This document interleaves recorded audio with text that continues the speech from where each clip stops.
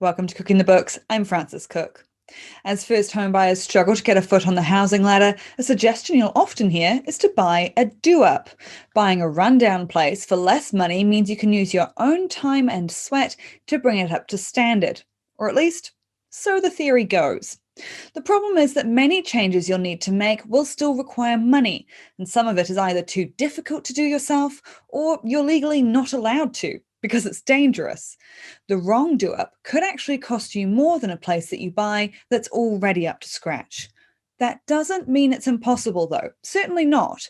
It just means we need a little knowledge up our sleeves to help us work out which are the right do-ups. News Talk ZB presents Cooking the Books with Frances Cook. I'm joined now by Jen Jones from 9 Yards Consulting. Now, we've all heard the theory of buying a cheaper, maybe slightly shabby house that needs a bit of work, and then you put in the elbow grease to hopefully make it nice. But I feel like that theory can be a little different from the reality. What are some of the costs that people can most underestimate or even forget to factor in entirely? I think everybody they consider the aesthetic. They might go, oh yeah, 30,000-40,000 for a kitchen, 15,000-20,000 for a bathroom, and they don't think about actually all of the other things that you don't necessarily see that need to be done. Like particularly in older character homes, they almost all need repiling. A lot of them still have their original roof. Some of them need rewiring as well. A lot of them don't have insulation. So these are all actually quite big ticket items that maybe don't get thought about when buying a do-up, and that can quickly eat quite a big chunk of your budget. And as well as that, anything that triggers building consent, I think there's not a lot of education around what actually triggers building consent and the cost associated with that. It's not just a quick application through to council. It can often take a few months, and you've got architecture fees, you've got potentially structural engineering fees, and then you've got the council fees, and before you know it, it's 3 or 4 months, another 20 grand sort of down the drain as well. So there are a lot of things that people, I think, just don't consider when they get caught up in the excitement of being able to transform this shabby shack into their dream home. Yeah, 100% right. Because you mentioned things like the wiring or the repiling. It's really funny. I remember when I was trying to buy my first home in Wellington, we looked at a place that was your classic do-up, but we decided it was going to be too hard for us. And evidently the people who had been going to buy it also thought the same, because I got a call from the real estate agent a few weeks later being like, oh, are you still interested? And don't worry, it just needs a few things, like a little bit of repiling. And I was like, what do you mean a little bit of repiling? That's not a little thing. And I just decided that was too hard basket entirely. Whereas, I don't know, maybe it was just a little bit of repiling. I think there can be gradients to all of these things. So when it comes to those quite technical things, the wiring, the repiling, a roof, how do you assess it in the first place to figure out what's needed? And then how do you plan out how much that might actually cost you? How do you figure that all out? Yeah, so I think particularly if you're buying a do-up, it's probably the one time where it's quite prudent to get a building report, or at least get a builder through it, who can give you, if you don't know what you're doing, what you're looking at, because you've never renovated a house before, you're a first home buyer, then it's just going to be pretty new to you. So getting somebody through that's qualified, it's going to cost you a couple of $100, and they'll tell you pretty frankly what's not up to code and what needs to be done. So at least then you're informed of the scope, right? Because a lot of people, if they don't know the scope, they can only kind of put figures towards something that they know they have to do, like a kitchen or a bathroom or painting or whatever. So if all of a sudden your scope has doubled or tripled, then you know that that number's got to increase. I don't have a magic formula that I can give you for figuring out what that is. I do have tools on my website, and I've got a calculator tool, very high level budget ballpark, that's exactly for this kind of situation. But I think the main thing is just being informed. And then, depending on how much time you've got until an auction, or before you need to make an offer, if you've got a due diligence clause, if it's a conditional purchase, then just call up some companies, call a roofing company, call up a piler, call up a sparky, and just get them to give you a really high level estimate, even if it's a range, even if it's like 12 to 15,000 for a roof, 8 to 10 for rewiring, just something for you to work off. And then the less information you have about what things are going to cost, the more contingency you should add on. So whatever your number is, you might be wanting to add 30 to 50%, depending on how much you've actually managed to clarify those costs, and thinking as well about all of the scope that you haven't uncovered yet, because there's always going to be something else. Yeah, there is. It's the old classic, isn't it? That there, you think you know what you're getting into. It's like with those TV shows with the renos. They often end up almost doubling the budget, and I think that those reno shows are, they're ambitious to start with, so that's probably different from reality. But it's notorious, right? For there's almost always something that even a good builder can miss, right? Absolutely, yeah. Is there any sort of classic thing that tends to slip through the cracks, or can it just be case by case? It is case by case, because the obvious things are the things that you can see, like the roof and the piling and the rewiring. The things you can't see are insulation. Underfloor, if you can get under the house and look at the subfloor, you can see if it's in there. From the era of the house, a builder should be able to make an educated guess as to whether there's insulation in the walls, and where there might be asbestos or any of those other tricky things that you've got to deal with. Another thing actually that probably isn't factored in as much as it should be is in older houses, the way that the walls were framed is different to how they need to be nogged these days, to make sure that you've got timber framing in the right place to screw in your fixings for your jib. So if you're taking all the linings off your walls to insulate the walls, not only obviously is insulation a massive cost because you've got to reline the walls as well, but often you then have to actually go through and re-nog all the walls so that you can get your fixing in the right place for the jib, like 600 millimeter centers or whatever it needs to be, because the framing and the building codes changed so much, since that 1930s villa was built or whatever it is. I know that everyone loves the look of villas, but I sometimes look at villas and I'm like, I just see big bills. I'm not even able to appreciate how beautiful you are. I just see bills. You mentioned building consents before, and I think that's a really good point, because as soon as you're going through the consenting process, you're a little bit less in control of the situation. And the time and the money that goes along with that. So what sort of things trigger building consent usually? So most commonly in these older homes, it's removing, or in any home actually, it's removing a load-bearing wall. So, if you think that in the older homes, it's a long hallway with a bunch of bedrooms and rooms, there's no open plan living space. And so to achieve that, you're either putting on an extension or you're opening up space within the house, which inevitably means removing a load-bearing wall, particularly if the wall is brick, because then it has to have a consent to be removed anyway. And of course, extensions on top of that. Then there's other things like decks and retaining walls over a certain height. So if you're, if there's several steps up to the front porch of the house and it's elevated, and you're wanting to put a deck that's level with the living area at the back of the property, and it's too far off the ground, then that's going to trigger a building consent as well. And same if you're excavating and retaining. Exposing the framing of your perimeter walls. So I mentioned insulating your walls, and that's quite a big trigger. So if you have to remove the wall lining inside your home and to expose the perimeter walls to insulate them, then that's a trigger. In some cases, repiling can trigger. If you're just doing a couple, it's okay. But if your house is on a bit of a lean and you're having to repile the whole thing and bring it up to code, then that can trigger building consent as well. Additional sanitary plumbing is another one. So if you're wanting to add a laundry or another toilet or bathroom, then that's a trigger. Double glazing, or rather replacing your window and door joinery for houses over 3 stories.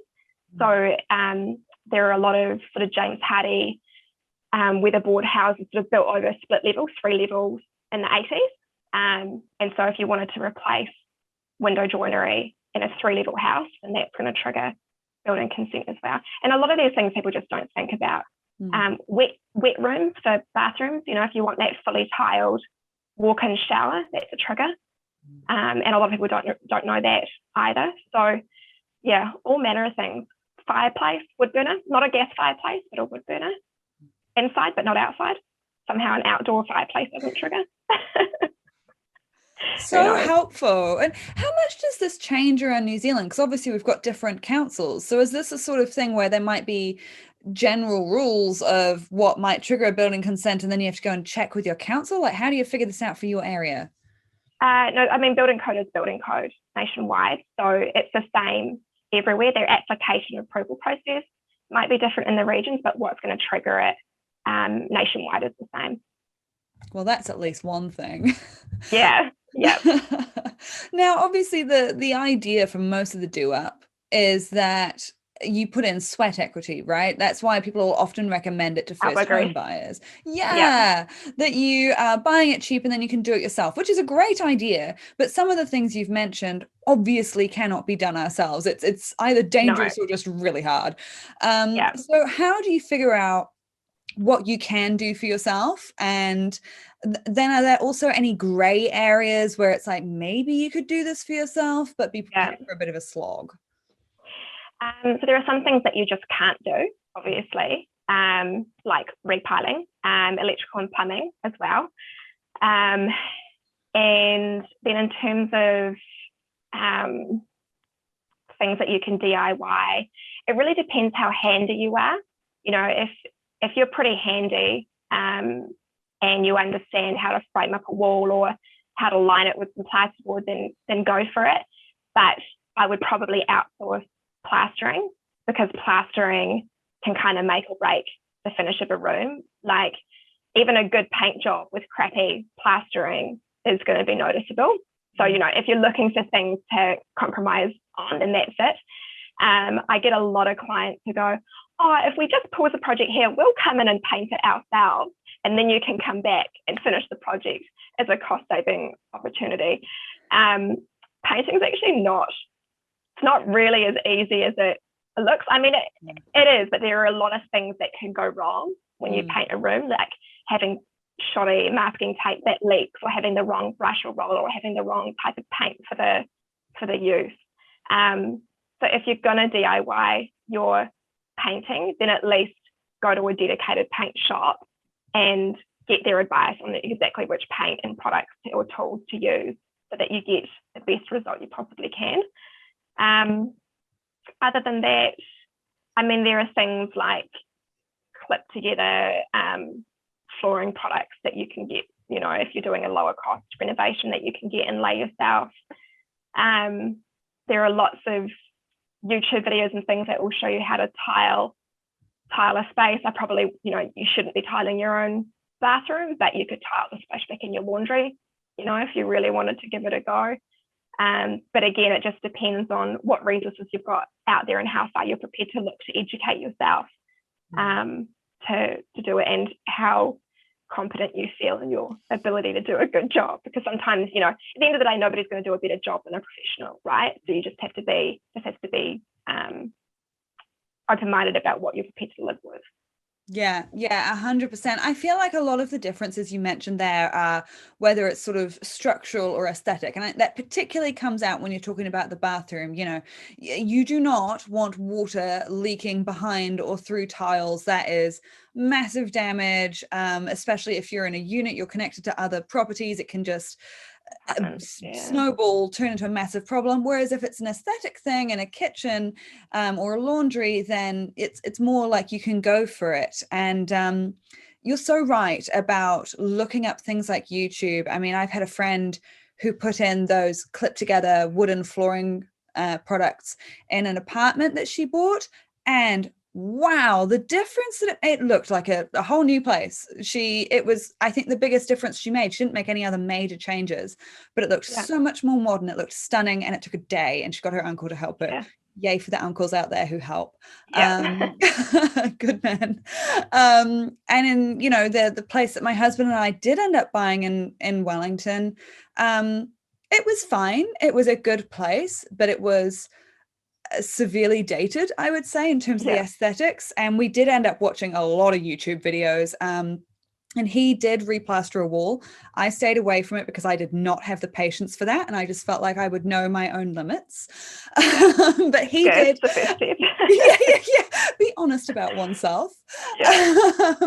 But he did, and he did a fabulous job. And then we both did some painting together. But like you said, again, we watched YouTube videos. It wasn't like a just slap paint on the wall thing. There was Oh, like a whole yeah. technique to it. You do the edges, then you do a W as you're putting out the paint, Yeah. all of that. And I think if you treat it as you're building skills for the future so that you can continue to look after and maintain your house, that's good. But you do have to take it seriously, right? Because even You the do. Yeah. so-called simple changes, they can go wrong. For sure. Yeah. Yeah. I mean, how many bad paint jobs and plastering jobs have you seen? Does it just drive you up the wall? Yeah. Yeah. Fortunately, I'm usually there to redo it. Yeah. You're like, appreciate the effort. By the do? time I get called in. Yeah.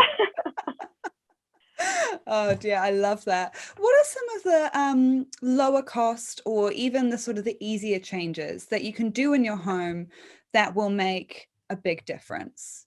Yeah. So depending on your renovation, this might be a forever thing, or it could be that you're just looking to make some short-term quick win sort of changes to elevate the space while you save for that bigger renovation.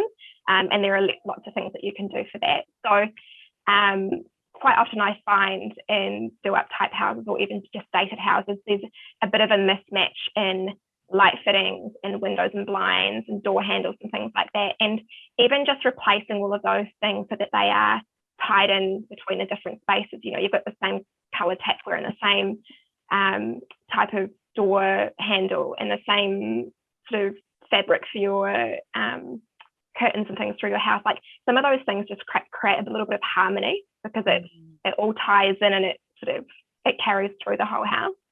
And then in terms of, like, say for example, you want to give your kitchen a bit of a facelift because you're currently saving, or you're through a building consent process for an extension, and the kitchen's going to be somewhere else and it's going to be much bigger and nicer, but for the next 18 months you've got to live with what you've got. Then there are products in the market that you can use to repaint all of the door panels and the end panels. You could put on a new bench top. And there are products out there to paint tiles. You can do the clip flooring products. And there are lots of sort of things like that which you can do where you're only spending, a couple of $1,000s in a bit of elbow grease, but it really elevates the space, for 18 months or 2 years or however long it's going to take for you to get to that stage 2 part of your renovation.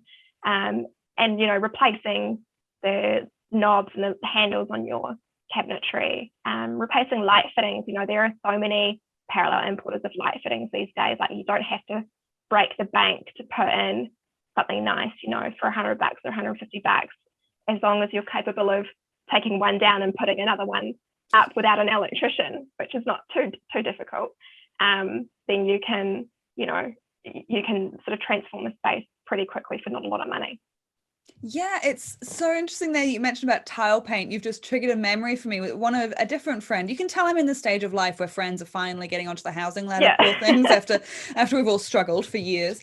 One of my mates got a place and it was fine structurally. It was just peak 90s. They bought it off someone who had bought it in the 90s, not done a thing to it, and they were moving out, I think, to a rest home. So it hadn't had anything done to it for literally decades. It's a classic boomer house. Yeah, it was. I know, I was avoiding boomer in case I offend anyone, but it was a classic boomer house. Right. And they just, repainted all the kitchen cabinets. They got tile paint, which I did not know was a thing until then, but tile paint, and painted all the splashback, took some of the cupboard fronts off the higher up cupboards, and it looked like a new place. Like, I would have not thought it was the same place, and it's beautiful. They've done the whole house by now.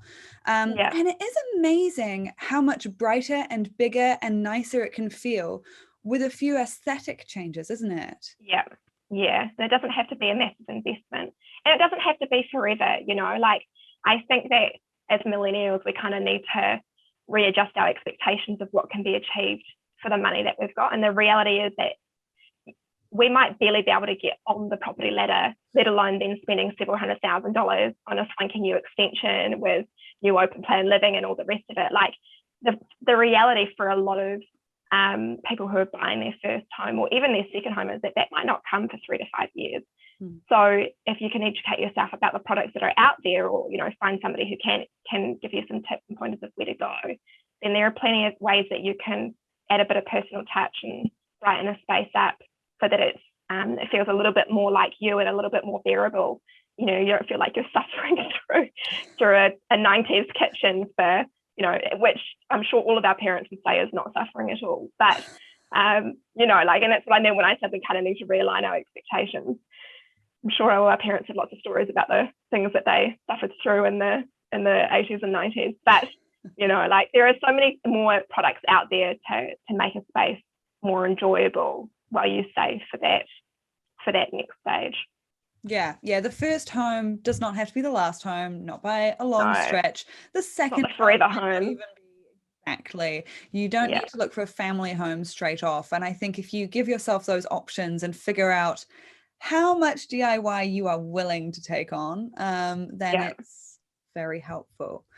All right. Hey, thank you so much. That's Jen Jones from 9 Yards Consulting. Now, if you have questions about this podcast, anything else to do with money, housing, getting a lot of housing questions as always. So send them through, get in touch. I'm on Facebook, Frances Cook Journalist, Twitter, Frances Cook, Instagram, Frances Cook NZ, and I will try to answer those questions in a future podcast episode. You can also subscribe to Cooking the Books pretty much everywhere you find podcasts, including iHeartRadio, Apple Podcasts, and Spotify. And until next time, have a great day.